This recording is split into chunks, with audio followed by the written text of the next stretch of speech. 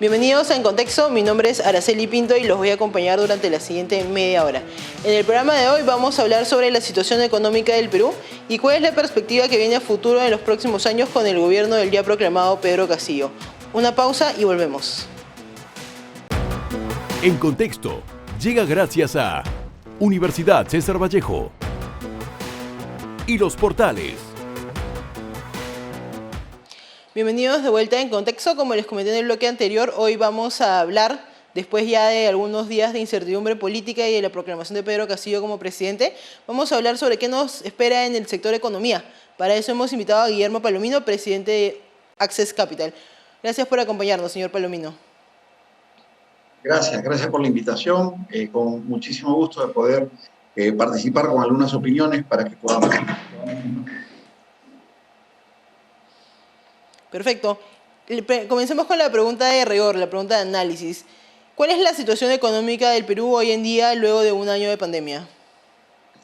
Está en un proceso de recuperación. Ha sido una de las economías más afectadas adversamente a nivel mundial, en lo que se refiere a contracción, pérdida de empleo y retracción de la actividad económica en general.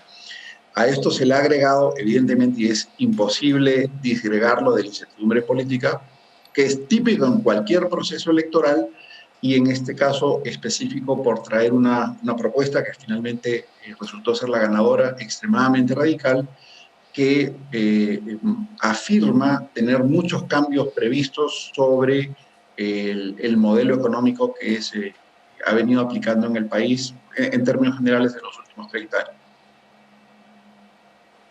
Ese es el entrando con el tema de la estamos. pandemia, entrando en el tema de la pandemia por un momento, ¿cómo se puede evaluar el manejo que ha habido hasta el momento? ¿Qué errores o qué lecciones podemos aprender del último año? A ver, desde el punto de vista de datos específicos, al haber tenido la economía que tuvo el mayor impacto adverso en la región y haber tenido el mayor número de muertes por millón, creo que el diagnóstico es claramente negativo, en que se pudieron tomar mucho mejores decisiones que van desde las pruebas moleculares que no se aplicaron en su momento, al aprovisionamiento oportuno de vacunas, a permitir la provisión de oxígeno del sector privado, a distribuir alimentos quizás para las poblaciones más vulnerables en lugar de hacerlos ir a hacer colas a los bancos, una serie de medidas que creo que a estas alturas es doloroso revisar, pero creo que el impacto es que ha generado más pobreza, ha generado más muertes, ha generado un dolor enorme en la sociedad peruana, pero afortunadamente creo que el proceso de vacunación ha tomado alguna velocidad interesante en estos últimos meses, y eso ha contribuido a reducir el impacto. En lo que se refiere al impacto económico, es más difícil evaluar porque nuevamente estamos saliendo de una crisis sanitaria que ha restringido la actividad económica por regulación referida a salud, y que eso ha generado desempleo, ha generado menor actividad y ha generado menores ingresos, por lo tanto menor consumo. Todo eso tenemos que empatarlo con la incertidumbre política que ha venido por las propuestas que trae el partido que ha resultado ganador, que preside el señor Castillo. Yo creo que no es posible disociar el impacto económico de la pandemia del impacto de la incertidumbre electoral y política que traen los planes de gobierno del candidato ganador. Para generar empleo. ¿Cómo afecta la incertidumbre política a la economía? Creo que todas las decisiones de inversión, que son las que generan empleo, requieren de un panorama relativamente claro. Ni usted, ni yo, ni ninguna persona cuerda va a arriesgar dinero, sean 1.000 soles o sean 1.000 millones de dólares, si es que no tiene claras las reglas. Al haberse anunciado cambios radicales, obviamente eso nos llena de incertidumbre naturalmente, porque lo único que nos dicen es que va a haber muchísimos cambios muy radicales, pero no son del todo precisos. Es decir, hoy estamos a una semana de que se instale el nuevo gobierno y no conocemos ningún nombre de quién va a dirigir la economía, no conocemos quién es el primer ministro, por lo menos hasta hace pocos minutos. Entonces, por lo tanto, subsiste la incertidumbre. Ha habido algunas interpretaciones de lo que ha sido el plan de gobierno del Partido Perú Libre, que está publicado hace meses en las páginas web que requieren nuestros procesos electorales. Entonces, todo eso implica que va a haber, digamos, un cuestionamiento de los acuerdos tributarios que se celebraron para que existan inversiones, que va a haber una revisión total y muchos cambios en lo que es en materia tributaria, en materia laboral, en materia de tratamiento de los inversores extranjeros, de las industrias extractivas. Por lo tanto, no debe sorprender a nadie que todas las inversiones que están destinadas a esos sectores tan relevantes para la economía peruana y que son las que generan mucho empleo y mucho ingreso y por lo tanto mucho consumo, estén paralizadas hasta no saber exactamente en qué dirección va a caminar el nuevo gobierno. Que la mayoría de las promesas, digamos, no son particularmente auspiciosas como para invertir mucho más. Eso lo hemos notado. Y ahí tengo una pregunta, porque sí, un dígame. indicador que muchas personas toman es el precio del dólar. Entonces, si el precio del dólar sube, las personas comienzan a preocuparse. ¿Por qué el dólar sube en todo caso, si nos puede explicar? Y si este es un efecto duradero. Bueno, es que podríamos examinarlo de otra manera.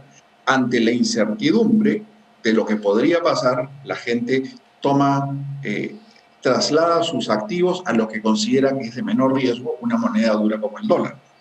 Pues si yo tengo miedo de qué va a pasar con mis soles, voy y compro dólares, cambio un activo que creo que puede estar en riesgo, que son los soles, y lo cambio por dólares. Esa presión de compra masiva que va desde una empresa o una persona de alto patrimonio hasta la persona que pueda tener 2.500 soles ahorrados que los está trasladando a dólares, eso sin duda genera una presión de cambio y eso es uno de los factores que ha motivado que el dólar suba. Recordemos que a pesar de que tenemos unos excelentes precios de nuestros productos estrella de exportación, lo cual ha generado una situación positiva por ese lado en lo que se refiere a ingresos y ganancias de quienes producen cobre, también es cierto que ha habido muchas inversiones que vienen del exterior que están en espera hasta que no se conozca qué va a pasar con el nuevo gobierno. Recién se ha proclamado al señor Castillo hace un par de días y por lo tanto creo que cuando se anuncien quiénes son las personas y cuáles son los planes concretos que van a llevar a cabo, creo que entonces ahí van a poder darse algunas inversiones. Esas inversiones, mientras estén detenidas y vengan del exterior, es un menor flujo de dólares hacia el Perú, que ha sido contrapesado por los mayores ingresos por mejores precios, pero igual creo que es otro de los factores que puede haber intervenido en llevar el precio del dólar a los niveles en que está, digamos. Hoy debemos estar alrededor de 3.95, 3.96, pero ha habido días que tocó la barrera de 4, otros días que se cayó hasta 3.88, 89. Pero hemos estado, digamos, en los 3.90 hace ya un par de semanas, básicamente. Y creo que eso es una mezcla de lo que dices tú. Tanto las personas que tienen temor y se trasladan a dólares, como que la gente que va viendo que sube el dólar, por lo tanto sube la gasolina, suben los insumos importados y comienza a generar un nerviosismo. De hecho, la inflación que tenemos ahora es de las más altas que hemos tenido en las últimas décadas. Es un número al cual no estábamos acostumbrados en circunstancias normales. Bueno, tenemos que ir a una pausa, pero quiero dejarle la pregunta sobre cómo se va perfilando la posición del gobierno de Pedro Castillo en el sector economía. Una pausa y volvemos.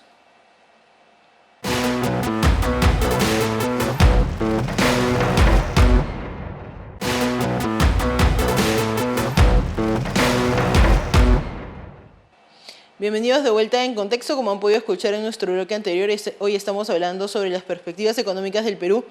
Y justo dejé la pregunta al señor Guillermo Palomino en el bloque anterior sobre qué podemos esperar del gobierno de Pedro Castillo en el sector economía. Señor Palomino, gracias por acompañarnos.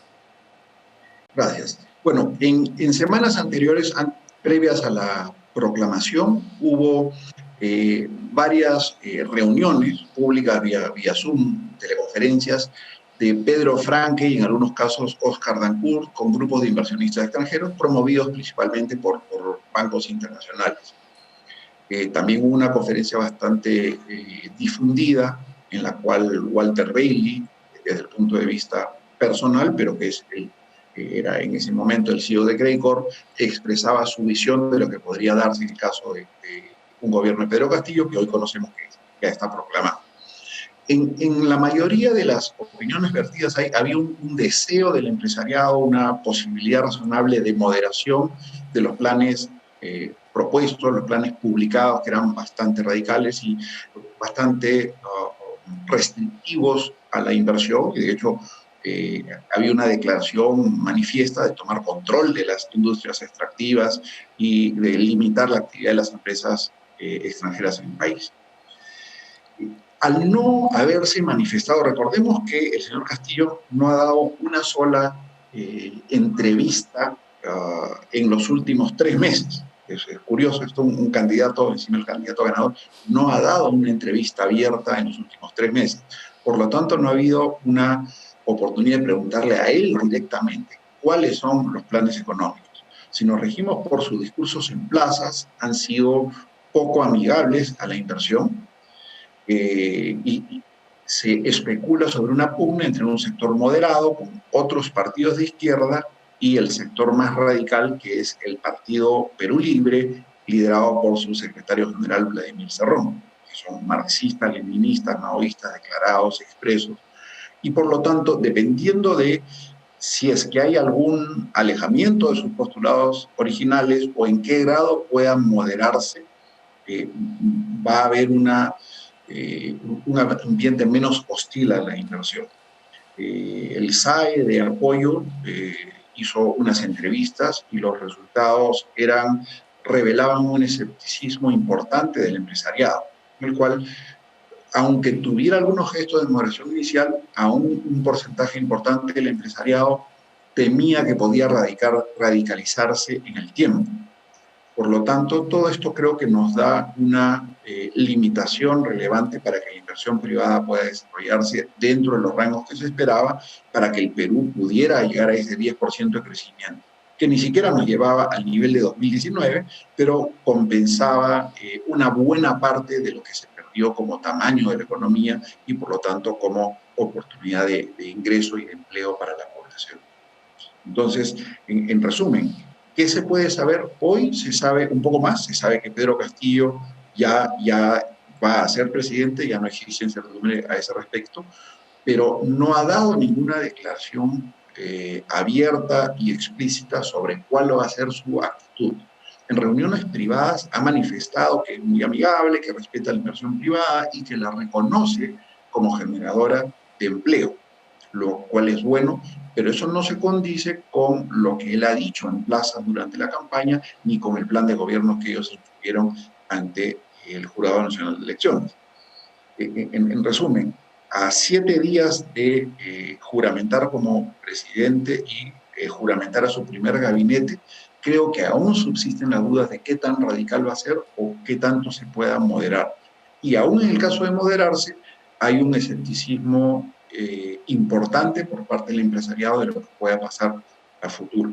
Y digamos, si es que nos trasladamos y nos comparamos con cualquier país del mundo, cuando un ideario, un plan de gobierno marxista-leninista es el que gana, y cuando se le preguntó a lo largo de la campaña si se iban a moderar, como lo hizo Humala, que era un líder bastante radical en el año 2011 cuando ganó, ellos se negaron siempre.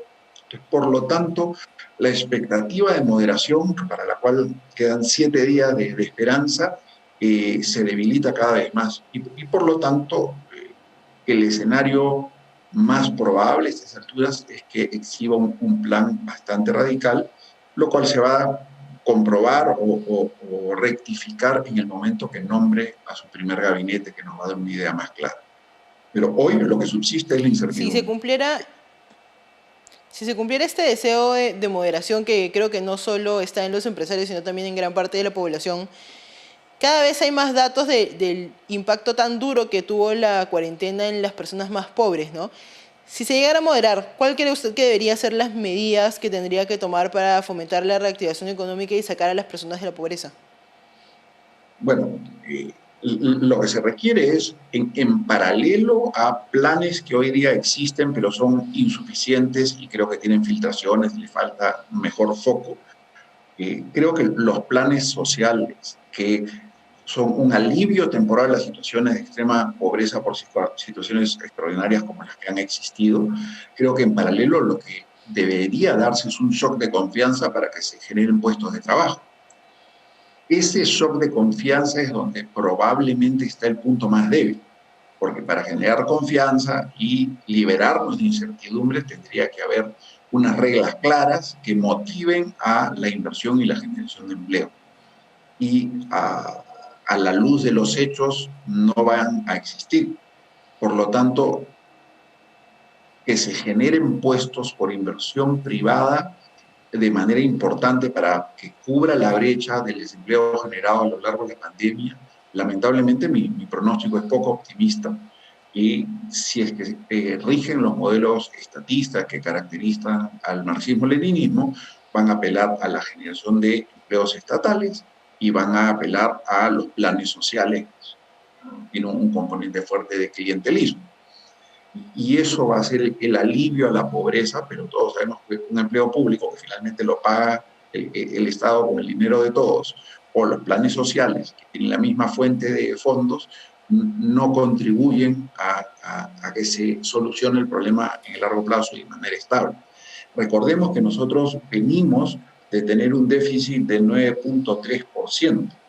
Ahora, 9.3% del Producto Bruto sonaría que es un déficit, bueno, como que yo tuviera un gasto, yo gano 1.000 soles y estoy gastando 93 soles de más. Si gano 1.000, pero gasto 1.093. La realidad es que es distinto, porque la recaudación del Estado es más o menos el doble de eso. Entonces, como que mi sueldo fuera 1.000 soles, pero estoy gastando 1.500 al mes. Por lo tanto, estoy generando un forado importante. El Perú está en nivel de endeudamiento muchísimo más alto, prácticamente se ha duplicado la deuda. Estamos con una tasa de inflación más alta y afortunadamente el déficit fiscal sí se ha reducido desde un 9% hasta 6.7% y las proyecciones eran que este déficit se redujera para todo el año a 4.5% hacia diciembre. Pero nuevamente es 4.5% del Claro. Producto Bruto, lo cual es más del 20% de un exceso de lo que estamos gastando sobre los ingresos fiscales. Sí, en esa línea creo que sería bueno recordar que no hay mejor programa social que un buen empleo, ¿no? Pero no puedo hablar de economía y de la situación actual sin mencionar la Asamblea Constituyente. Quería preguntarle cuál cree usted que sería el impacto económico de una medida de este tipo. Bueno, volvemos al primer concepto que tratamos, que era la incertidumbre.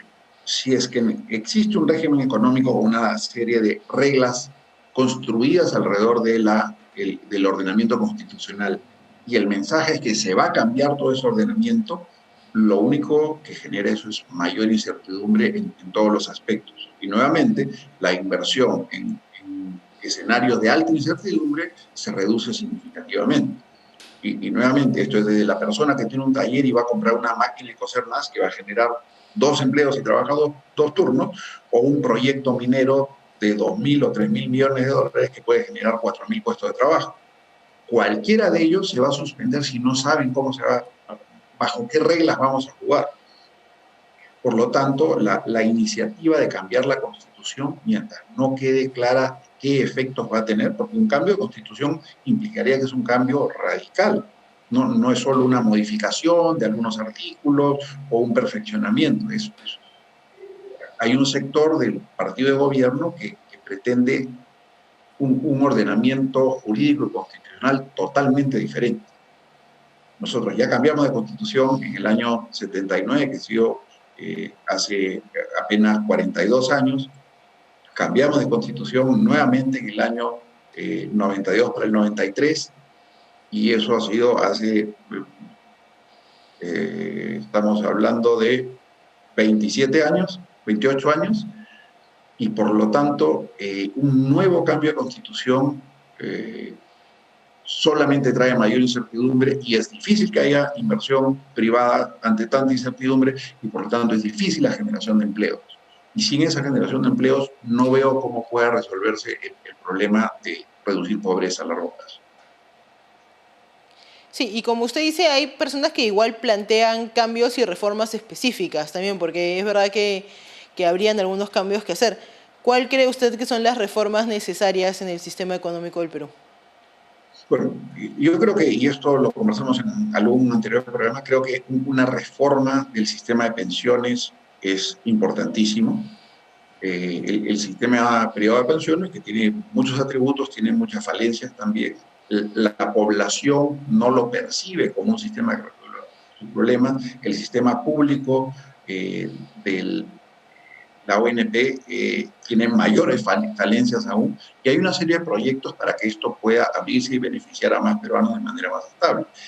Hay muchas personas que simplemente no tienen acceso a una pensión y se recurre a sistemas no contributivos como Pensión 65 como una solución, lo cual es en el fondo un incentivo a que la gente no se afilie a ningún sistema contributivo donde le descuenten de su sueldo. ¿Para qué me van a descontar si es que alguien me la va a regalar al final? Entonces creo que en la parte de pensiones hay una reforma pendiente importante. Creo que en la parte política, que no es mi tema ni mi especialidad, también debe fortalecerse partidos políticos y hacer una serie de cambios para que... Y el sistema de justicia, creo que nuestro sistema de justicia es probablemente uno de los elementos que tiene peor funcionamiento.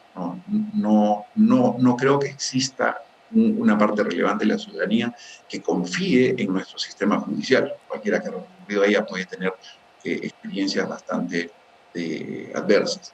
Entonces creo que existen, tanto en los ejemplos que he puesto en el área económica, creo que corresponde una serie de reformas económicas, o terminar y perfeccionar algunas que ya existen.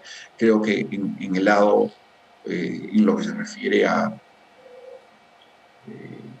sistema judicial, sistema de justicia en general, hay muchos cambios que hacer. Y creo que nuestro sistema político también debe reformarse. Se plantearon algunos cambios por parte de Martín Vizcarra, que primero no fueron implementados y además creo que a la luz de los resultados no han traído los cambios positivos que se deberían para nuestro sistema político. Pero claro, sí, hay muchos cambios y muchas mejoras que hacer. Digamos que las reformas... Sí, las reformas se paralizaron en el año 97. Todavía están... Claro. Bueno, lamentablemente se nos ha acabado el tiempo. Muchas gracias por acompañarnos, señor Palomino. Muchas gracias, muy amable. A disposición. Vamos a una pausa y volvemos.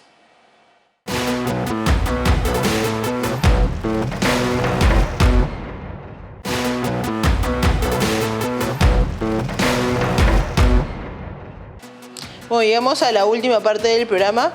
Como han podido escuchar en nuestra entrevista con Guillermo Palomino, la situación del Perú ha sido una situación de incertidumbre en las últimas semanas y probablemente sea una situación de incertidumbre por los próximos meses.